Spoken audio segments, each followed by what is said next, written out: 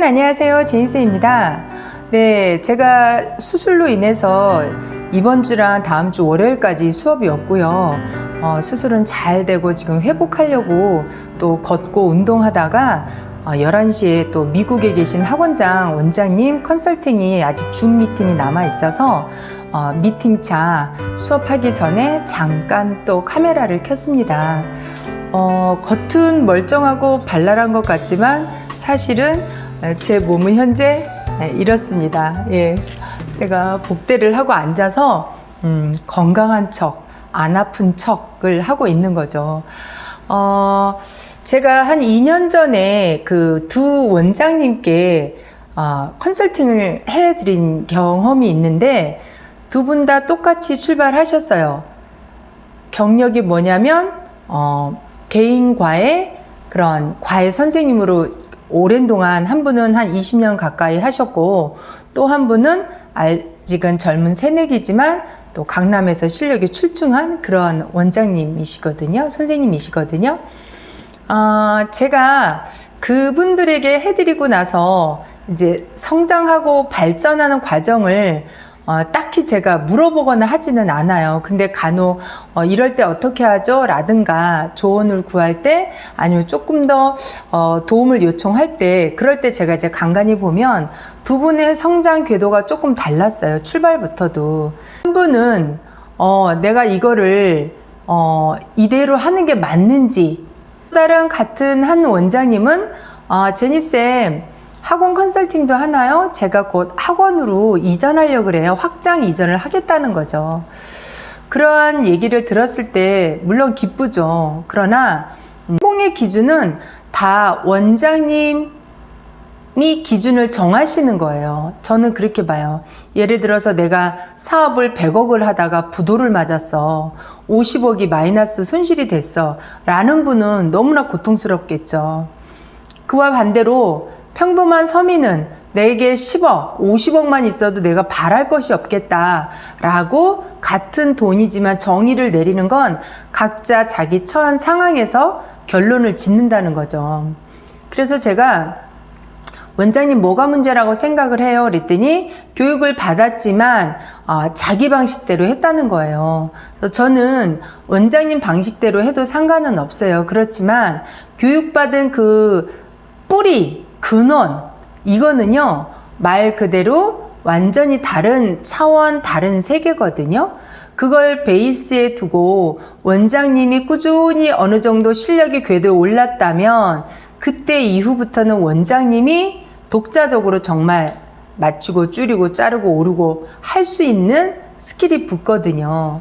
오늘 드리고자 하는 이야기는 공부방만이 꼭 학원으로 확장 이전했다고 해서 성공한 것이 아니라 그분 역량이 되니까 거기 자기 그릇에 맞춰서 이전하는 거고, 조금 노파심에 염려가 된다면 개인과외를 하셨던 원장님들, 강사님들은 이 학생을 지도할 때 얘를 처음부터 끝까지 내가 다 해야 된다고 직성이 풀리는 거죠.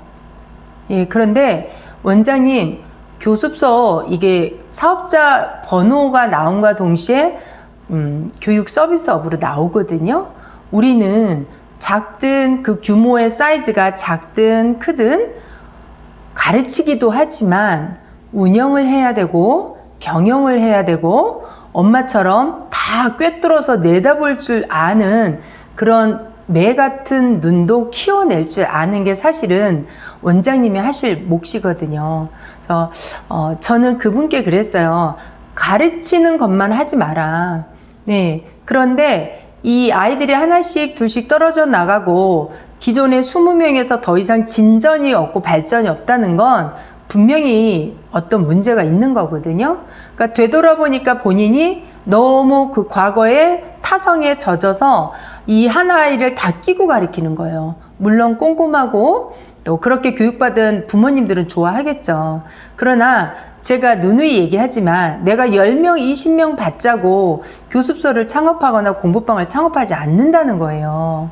가르치는 것 이상을 넘어서 내가 관리도 해야 될 줄 알고 또 학부모님을 들었다 놨다 할 줄도 알아야 되고 또 이 자녀가 최대한 우리 교습소의 시스템에 장점을 끌어올려서 이 자녀들이 다 플러그인을 시키는 거예요. 그게 원장님들이 하실 역할인데, 이 자녀를 하나에서 10까지 다 개인과에 해주듯이 봐주려다 보니까 어떤 일이 벌어질까요? 나머지 자녀들은요, 누구는 울고 있고, 누구는 볼멘 소리 하고, 나 선생님이 계속 나 대기하고 있는데, 쟤만 봐줘. 그러니까 일종의 그렇게 피해 의식이 있는 아이들도 있다는 거예요. 제가 그 전화를 받고서, 원장님, 사례가 있긴 하지만, 교습소를 다 창업을 했다고 해서 성공하지는 않아요. 근데 그 과거의 타성에 젖으신 분들은 다시 백으로 가더라는 거죠. 창업을 접고. 그런 사례 있었거든요. 그래서 가르치는 것만 하지 마십시오. 다른 것도 다 할 줄 알아야 되는 거예요. 그래서 항상 리더로서, 오너로서, 또 엄마 같은 마음으로서 가정을, 남편도 살피고 가정 돌아가는 것도 살피고 자녀도 살피고 큰애, 둘째, 셋째 이런 거를 다 살피고 꿰차듯이 엄마가 주방에서 밥 해주고 간식 해주고 빨래만 해주는 그 역할만 하면 안 된다는 말씀을 꼭 드리고 싶어요. 네, 또는 그와 반대로 조금 전 제가 미국 원장님이랑 그 줌 수업이 끝났거든요. 근데 이분이 갖고 있는 코어는 너무나 출중하고 진짜 스페셜리스트예요. 그런데 자기가 꽤 찰 줄을 모르는 거죠.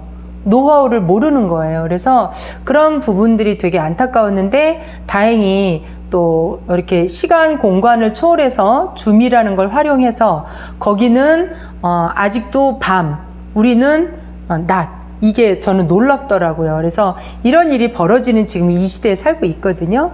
그분 원장님께는 정말 또 다른 무기를 장착해서 나만의 유니크한 독자적인 걸 만드는 게 사실은 컨설팅 교육의 최종 목적지입니다. 꼭 제니쌤 걸 따라해야지? 아니에요. 초기에는 따라하고 브랜딩을 나화시키지만 영어도 그렇잖아요. 내가 앵무새처럼 모르니까 부족하니까 초반에는 계속 앵무새처럼 따라하고 그러나 적정 수위가 올라가고 문법도 강화되고 어휘력도 강화되면 내가 독자적으로 한마디를 내뱉은 10마디를 내가 나만의 툴에 맞는 양식을 아웃풋 시킬 수 있듯이 컨설팅의 최종 목적도 결국은 따라하지만 내가 궤도에 올라가면 나만이 그 유니크한 방법으로 독자적으로 운영할 수 있는 게 최종 목적지거든요. 그래서 오늘 제가 말씀드리고자 하는 건 가르치는 것 한 가지에만 매달리시면 안 됩니다. 여러 가지로 엄마와 같은 마음으로 또 오너로서 리더로서 전반적인 걸 운영하고 경영하는 건요 완전히 다른 거예요. 가르치는 거랑 다른 업이거든요. 그러한 것들도 하나하나 내가 고개 넘듯이 배우고 또 내적인 자양분도 쌓아가면서 버티지 말고 나아가십시오. 내가 고인물이 됐다고 느낀다면 빨리 재수정하시고 어떻게 하면 내가 다시 나아갈까 버티는 것 또한 능사는 아니거든요. 그래서 각양각색의 너무나 많은 원장님들이 사례들이 있지만 창업을 하고 오너로서 운영을 했지만 결국 다시 개인과외 선생님으로 되돌아가는 분도 계시고요. 또 내가 작게 시작했지만 공부방, 학원 이렇게 성장하시는 분들도 있어요. 근데 서두에 말씀드린 것처럼 성공의 기준은 다 다르거든요. 또 인컴의 만족도도 다 달라요. 그거를 딱 정의할 수는 없는 거잖아요. 그래 꾸준히 노력하는 전략도 사실은 최고의 전략입니다. 오늘은 제가 정말 힘껏 정말 최선을 다해서 목소리를 낸 거거든요. 이 아픈 배를 끌고 잘 전달이 되었으면 좋겠습니다. 다음 시간에 또 뵙도록 하겠습니다. 여러분 감사합니다.